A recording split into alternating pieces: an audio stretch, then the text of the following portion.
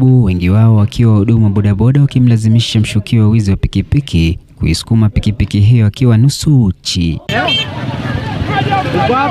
Baadhi ya watu waliokishuhudia kisa hicho wanadai wizi wa mabavu na watu kuuliwa umekithiri na kwamba walishawishika kutumia mazingaombwe kumnasa mshukiwa mkuu, huku washiriki wake wakiaminika kutoweka na kukimbilia taifa jirani la Uganda. Sisi kama vijana wa Matisi tumeweza kuona ujamaa asubuhi akiwa bila nguo.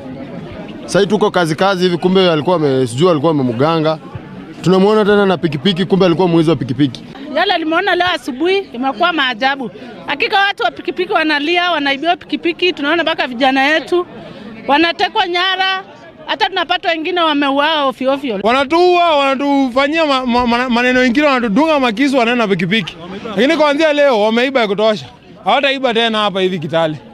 Tutakuwa tunaacha hata ilale kwa lami. Hata yangu naacha leo ilale nje waibe tuone. Mmiliki wa pikipiki hiyo Nelson Olumala amesema mshukiwa huyo na genge lake limvizia na kumpiga kwa kifaa butu usiku wa tarehe 13 mwezi huu na kumwacha na majeraha kabla ya kutoweka na pikipiki hiyo na fedha alizokuwa nazo mfukoni. Pikipiki yangu ilipotea huu mwezi na nimetafuta pikipiki kwa muda mrefu na nimeripoti kwa matuo ya wanapolisi, nimejaribu kutafuta nje ndani